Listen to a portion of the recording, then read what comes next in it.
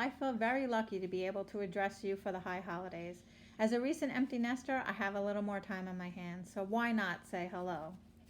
This past year, the pandemic has created challenges for us all. On a personal note, my mom saw health struggles. She came out the other side and was able to relocate to Pennsylvania with my father. We felt very lucky that we have them here close to us. What did it teach us? It taught us the value of family and connections. And that's what I want to talk to you about today.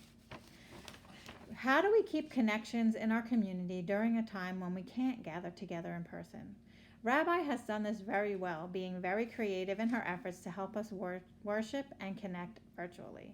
She has made efforts to reach out and let members know they're being thought of and that our congregation can be a vibrant part of their lives even when we aren't in the building. Zoom service meant people could worship from home, but also meant that people outside our community could join in. Gift bags arrived around Passover and for the high holidays, delivering greetings and containing things that we normally wouldn't be able to purchase because we were isolated at home. Fundraising efforts became more difficult since we couldn't hold the normal events like the spring dance, which helped balance our budget. Rabbi and Mish joined together to bring us the Good Yontiv Bakery.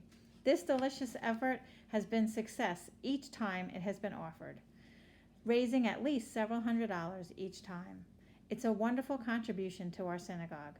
The takery has also been beneficial to the Sunbury community, offering a variety of goods to people in need. According to the Jewish News, our congregation isn't alone in the creative efforts to maintain membership.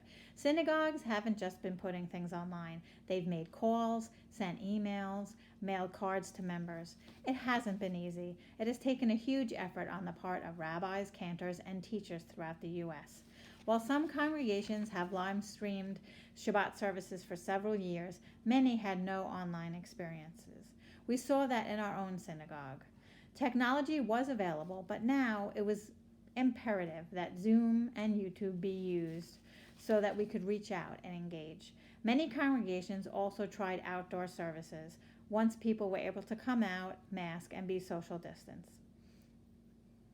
Again, they were able to try and socialize and worship with each other.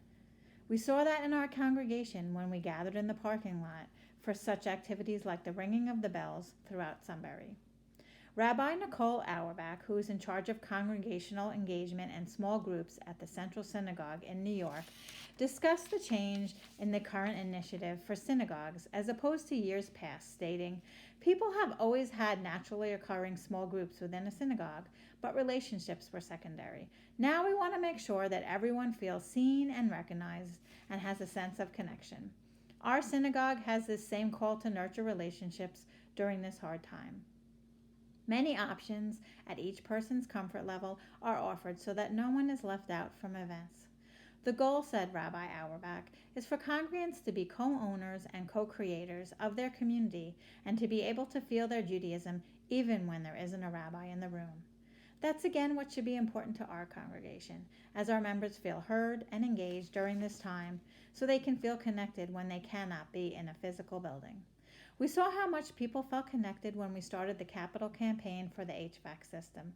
Donations were received that allowed us to begin important improvements. Members realized that to congregate again, we need to continually improve on our building. We need to meet the requirements that today's pandemic requires." A big thank you to our synagogue for starting this process. As we often discuss, our building is getting older and we need to be continually thinking about ways to raise money and set up funds for emergencies that may come about under short notice. It is our hope that before long we can be more in person than virtual. We plan activities which allow for chatting even though we cannot have eggs in person, so we keep nurturing our friendships. Thank you to our rabbi and to the board for continually trying to think out of the box and come up with creative solutions so our members don't feel that all the contact is from home.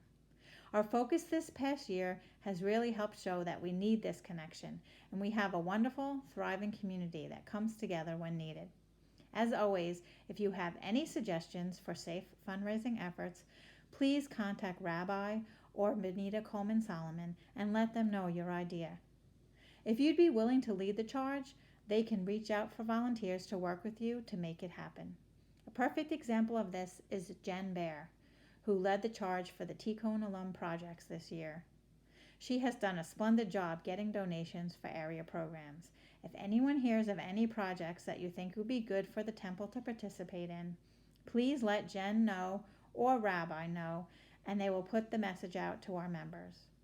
I look forward to a time when we can safely be together more in person, and until then, I will see you on Zoom. May this year bring you all good health and happiness. Shana Tova.